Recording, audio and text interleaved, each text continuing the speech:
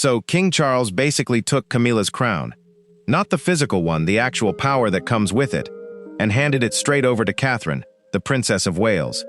And the way it went down is honestly way more calculated than anyone expected. The part that really gets me is that Camilla reportedly made one final desperate demand to lock in her position, and the palace didn't just say no, they rejected it without any real discussion. Like, it wasn't even worth a meeting. That's not a marital disagreement. That's an institutional decision. And when you trace back how we got here, the whole thing starts to look less like a sudden betrayal and more like a slow-motion plan that's been unfolding for years while everyone was distracted by other drama. Before we get into the details, if you're new here on Crown Watch, hit that subscribe button so you don't miss the next deep dive. Okay, so let's rewind to the part of the story that everyone conveniently forgets. If you want to understand why the palace is apparently in chaos right now, you have to look at the fine print from 2005. Camilla was never supposed to be queen. This wasn't some hidden secret or a conspiracy theory on a fringe blog. It was the actual public deal they made, just to get people to stop booing when she and Charles had that depressing little civil ceremony, the one his own mother didn't even bother to attend. The official word from the palace was that she'd be known as Princess Consort, not Queen. Queen Elizabeth herself put out a statement saying she wanted Camilla, the Duchess of Cornwall, to be known as Queen Consort eventually. But the original promise to the public was Princess Consort, and that distinction mattered. The royals weren't being humble with that promise. They were terrified of the public, because they knew Diana's ghost still had better approval ratings than Charles and Camilla combined. Forcing a Queen Camilla on people right after Diana's death would have been a disaster. That promise, like most things said behind palace walls when public opinion is at stake, lasted about as long as a New Year's resolution. It died the second ambition got in the way. When the Queen finally passed in 2022, Charles took the throne and dragged Camilla right up there with him as Queen Consort without blinking. That old Princess Consort deal was tossed into the trash like an embarrassing receipt from a restaurant nobody wants to remember eating at. The palace acted like this was always the plan, like everyone had simply misunderstood, while everyone else saw it for what it was, a classic bait and switch. After years of being the most hated woman in Britain, after playing the villain in Diana's tragedy for decades, Camilla got the crown anyway. It turns out that if you just hang around long enough, the monarchy will eventually rewrite the rules just to keep the furniture looking tidy. But even with a crown on her head, she was reportedly standing on a floor made of thin ice from day one. People working inside the palace claimed that Camilla was left out of the big loops you would expect the queen to be in. Her office was allegedly kept in the dark about things like succession plans and the long-term future of the monarchy. When it came to deciding which charities to support, or who would be the face of the brand, or what the messaging strategy should be, the decisions often skipped her desk entirely. She got the fancy title and the jewelry and the seat at the state dinners, but the actual keys to the kingdom were still hidden in a drawer she couldn't reach. It seems the royals are perfectly fine with her wearing the diamonds, as long as she stays away from the steering wheel. Now, the relationship between Camilla and Catherine was always sold to the public as this cozy, supportive friendship, but the reality behind closed doors was allegedly just a cold, professional contract. These two women lived in completely different worlds. They were polite when they had to be in the same room. They're British royals, so politeness is basically a job requirement, but they weren't exactly grabbing coffee and gossiping about palace staff. Anyone watching them could see the warmth was about as real as a scripted reality show, where the cast members can barely remember each other's names. It looked like two rival diplomats shaking hands for a photo op, and once the cameras were gone, the smiles disappeared and they went back to their separate corners. But behind the scenes, things were already starting to change in a quiet but important way. If their relationship was never truly close, was it only a matter of time before that distance led to a shift in power? While the world was busy obsessing over Harry and Meghan's endless Netflix dramas and book tours, a much bigger move was allegedly happening behind the scenes. Catherine wasn't just showing up to smile and cut ribbons for the cameras. She was quietly building a level of power and respect that caught everyone off guard. This wasn't about looking good in a dress or having the perfect blowout. Sources say it was a cold, calculated play to make herself the only person in the building who actually matters. She was playing the long game, while everyone else was fighting over podcast titles and who said what in an interview 3 years ago. It is honestly impressive to watch someone turn a hobby of shaking hands into a strategic takeover while the rest of the family is busy airing their dirty laundry on global television. Her project on early childhood wasn't just another royal hobby where you put your name on a charity and show up once a year for a photo. While most of the family is happy to just stand around looking important, Catherine actually brought in scientists and government officials to talk about neuroscience and early development. This was a serious move into real policy work that hasn't been seen from a royal in decades. It gave her a seat at tables where being a princess usually isn't enough to get people to listen. She started talking about data and social impact, instead of just posing for the usual boring charity photos with a plaque in the background. Sources say she was actually getting things done, following through on initiatives, and even the king couldn't ignore the fact that she was becoming the most competent person in the room. Then the health crisis hit, and basically blew up the entire palace playbook. In early 2024, the news dropped that Catherine had cancer after some abdominal surgery. She came out and said it herself. She underwent major abdominal surgery in London, and at the time, it was thought that her condition was non-cancerous, but further testing revealed otherwise. It felt like a bomb went off in the middle of the institution. The world didn't just give the usual polite nod and move on. The reaction was massive, and actually felt real, not manufactured. For a lot of people, it was the first time they felt that royal connection since Diana died. We have reports from Paris that Diana, Princess of Wales, has been killed. That level of public emotion is rare. People were genuinely crying and piling up flowers outside Kensington Palace without being told to by a press release. It wasn't some PR stunt or a managed media moment. It just happened because people actually liked her, which is a rare feat for a family that usually feels like a collection of wax figures at a museum. The way Catherine handled being sick reportedly moved her up the ladder, not just with the fans, but inside the palace walls too. She didn't panic. She put out that calm video, took her time coming back, and kept her kids out of the mess, while dealing with a nightmare that would break most people. By late 2024, sources were telling People magazine that her behavior made King Charles, who is busy fighting his own cancer, really stop and think about the future. He was allegedly asking himself, who actually has the public's trust, and who has the spine to keep the lights on when things get hard? It turns out that nothing says promotion like staying classy while your life is falling apart in full view of the entire world. The big question inside the palace became who actually had the guts to carry the crown through the next disaster. According to people on the inside, the answer was becoming pretty obvious. Catherine was the one on the way up, and Camilla reportedly started to feel the shift, like that weird feeling in the air right before a storm hits. It wasn't one big blowout or a specific argument. It was just a change in the vibe. Suddenly, advisors weren't lining up to talk to her anymore, and the important questions started being sent to someone else's office. But while Camilla was still trying to hold her ground, the palace itself was already moving in a different direction. So by the spring of 2025, the rumors have become headlines about a massive internal shakeup. Major outlets were reporting that King Charles was officially moving the heavy lifting from Camilla's desk over to Catherine's. We aren't talking about a few extra charity walks or swapping lunch dates on the calendar. This was a deliberate move to strip Camilla of her institutional power and hand it to the daughter-in-law who was suddenly the most popular person in the family. People who get paid to watch the royals for a living were actually worried, because this didn't look like a temporary fix while Camilla took a break. It looked like a permanent demotion. The king was essentially rearranging the deck chairs on the Titanic, and Camilla's chair was being moved further and further away from the captain's table. The real gut punch in this whole shuffle was how they handled the patronages. In the royal world, patronages aren't just hobbies or something to fill space in a biography. They're the only reason these people have a job beyond waving at crowds. Owning a big patronage is like owning stock in the family business. Several of the most important ones, the ones dealing with the arts, books, and hospitals, were allegedly snatched from Camilla and handed to Catherine. These were projects Camilla spent decades building up, showing up for, putting her name and reputation behind. Losing them wasn't just a calendar change. It was a total eraser of her work. The palace basically deleted her career and gave the password to Catherine without so much as a thank you note.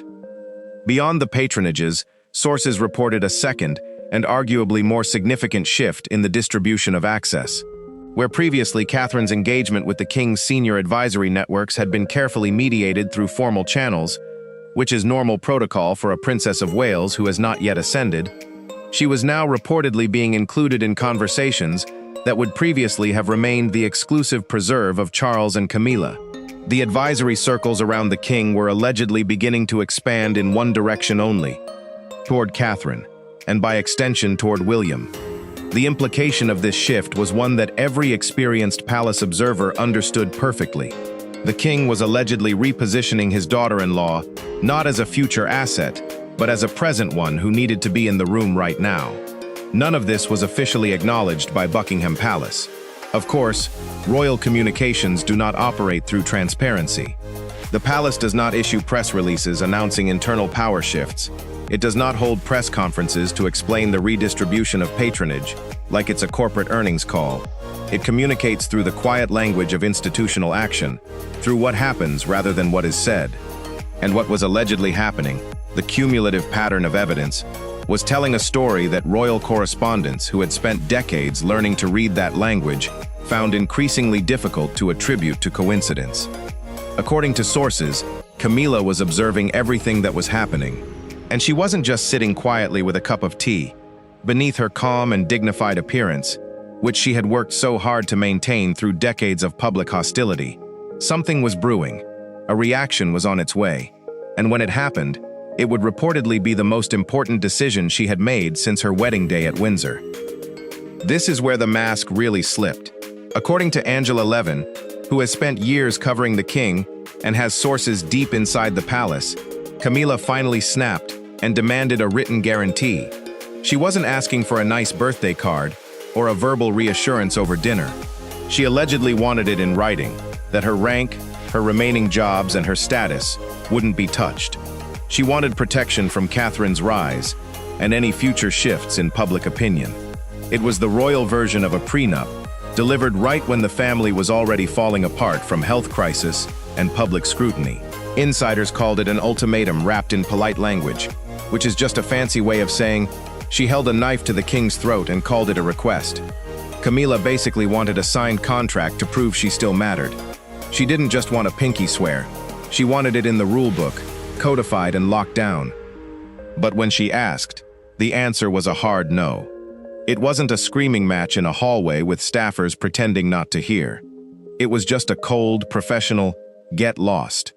The king's team basically told her that the monarchy needs to stay flexible, which is code for, we need to follow the person that people actually like, and that's not you right now. They argued that a written deal would tie their hands when public moods change, or when the next person in line needs to take over, or when the institution needs to pivot for survival. They even had the nerve to say that denying her request was for her own good, which is the ultimate corporate move, firing someone's ego while claiming it's for the company's health. The translation of that fancy rejection was simple: no. The palace basically told her she could keep the fancy title and her spot in the parade, but the actual power was off the table. They wouldn't put her authority over the charities in the inner circle in writing, because a contract makes it too hard to change your mind later. They need the freedom to snatch that power back the second it suits them. A signed paper is just a pesky obstacle to a good old-fashioned corporate reshuffle. The people close to Camilla say she was absolutely livid, but she didn't throw a fit. She practiced the kind of quiet, dangerous anger you only get after being the most hated person in the country for 30 years and surviving it. There were no public meltdowns or messy leaks to the tabloids to make the king look bad. Instead, she just went silent. Anyone hanging around the palace lately says that silence is loud, pointed, and freezing cold. But while Camilla sat in that cold silence, the king was already shaping a future that didn't seem to fully include her. If his vision was clearly centered on William and Catherine, where exactly did that leave Camilla in the long run? Since Charles took the throne, he hasn't stopped talking about his dream for a slimmed-down monarchy. He wants fewer people on the payroll, greater accountability, and a small team that actually delivers measurable results for a change. This wasn't just a nice thought for a speech, or something to sound modern in an interview. It was a formal policy change, and it's already started to shift the balance of power in visible ways. It's becoming very clear who is staying at the center of the frame, and who is being slowly, politely pushed toward the exit. In Charles's head, The future of the monarchy isn't about him and Camilla as a partnership. It is about the people who can actually keep the lights on for another century. And that means the focus has shifted entirely to William and Catherine. They are the only ones with the public's trust and the survival skills to handle the modern world without constantly tripping over their own scandals. According to the king's own logic, they are the perfect middle ground, old enough to look serious, young enough not to be totally out of touch, and popular enough that people actually want to see them on their coins. According to major reports from The Guardian and The Times, Charles isn't just being a supportive father-in-law who gives a thumbs up from the sidelines. He's basically acting as Catherine's career coach. He's reportedly checking her big speeches before she delivers them, opening doors for her that usually take years to unlock through seniority alone, and using her recovery from cancer as a way to give the monarchy a much-needed win in the public eye. He's treating her like a CEO would treat their hand-picked successor, investing everything in the one person he thinks can actually save the company. When he's gone, Camilla, sources suggest, fits less cleanly into this forward-looking vision. She has earned respect in certain quarters. Absolutely, she has demonstrated resilience that few could have managed after decades of being vilified in the press. She has, against considerable odds, turned a deeply hostile public narrative into something approaching grudging acceptance. But her age, her history, and the complex and unresolved legacy she carries from the Diana era mean that she is, allegedly, in Charles's long-term calculus, a figure of the monarchy's present rather than its future. A distinguished, accomplished present, but present nonetheless, rather than future. Charles has apparently concluded that the future of the monarchy belongs to Catherine and the generation she represents, and this decision has left Camilla in a difficult position, watching her influence fade with almost no way to stop it. Beyond modern politics and strategic planning, there is a much older, more personal dynamic at play here, rooted in memory rather than simple policy. It feels like a ghost that never truly left the palace is finally dictating the terms of the future, and that ghost is Diana. It is the ultimate historical irony that after decades of trying to move on, the king is reportedly building the new era around a woman who reminds the world of the very person the institution once tried so hard to manage and then to forget. This version of the story cannot be told without confronting the presence that has occupied every room since August 1997. Princess Diana has been gone for nearly 3 decades and has been absent longer than many of her modern mourners have even been alive. Yet her influence on how the public perceives Camilla remains as powerful as any official royal protocol. Within the monarchy, Diana is not just a memory, but an architectural force that still shapes the load-bearing walls of the institution. It is a bit of a cosmic joke that the one person the palace tried so hard to move past is the one who still dictates exactly where everyone else is allowed to stand. When Catherine got the cancer news in early 2024, the public went into a total meltdown.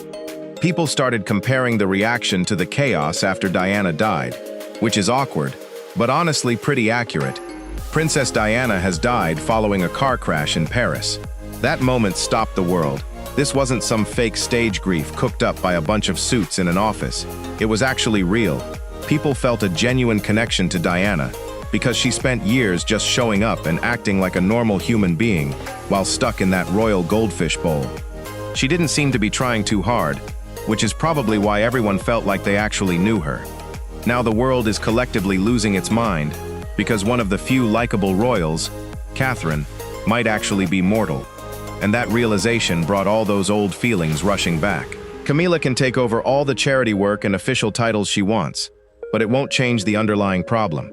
She can show up to every boring state dinner, read the scripts perfectly, and stand exactly where the photographers tell her to stand. It doesn't matter. The way people feel about her is just a polite, slightly forced respect, because she's been around forever and hasn't caused a major scandal lately. It's nothing like the actual obsession people have with Catherine. No amount of expensive PR or clever branding can fix a lack of genuine likability. It's baked into the culture at this point, and everyone inside the palace knows it. Word is even Charles knows the score, and is making moves based on the fact that the public just isn't that into his wife. Tina Brown wrote a whole book about how the royals are still haunted by the 1990s, and she was right. Every move they make is basically a reaction to the mess they made with Diana. They failed her. Everyone knows it, and the public hasn't forgotten. Now Catherine comes along, and she's young, seems honest, and puts her kids before the firm. Facing cancer with a bit of backbone just made people love her more. Princess Kate's shocking cancer announcement on Friday. That video she put out was direct, vulnerable, and completely unlike the usual palace communication style.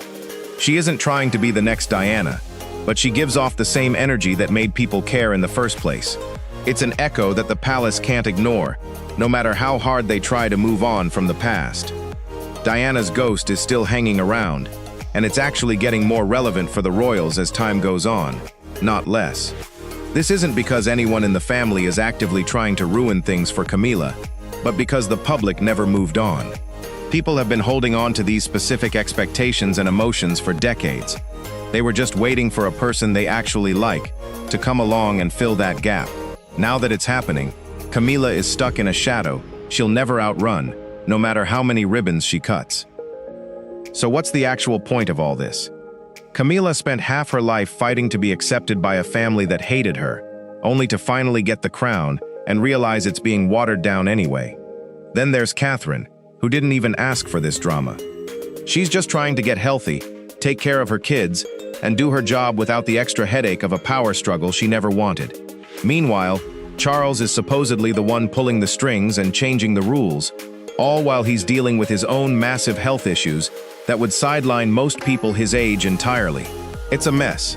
The monarchy has survived for hundreds of years by pretending to stay the same while quietly changing behind the scenes. But this time, the internal gears are grinding loud enough for everyone to hear.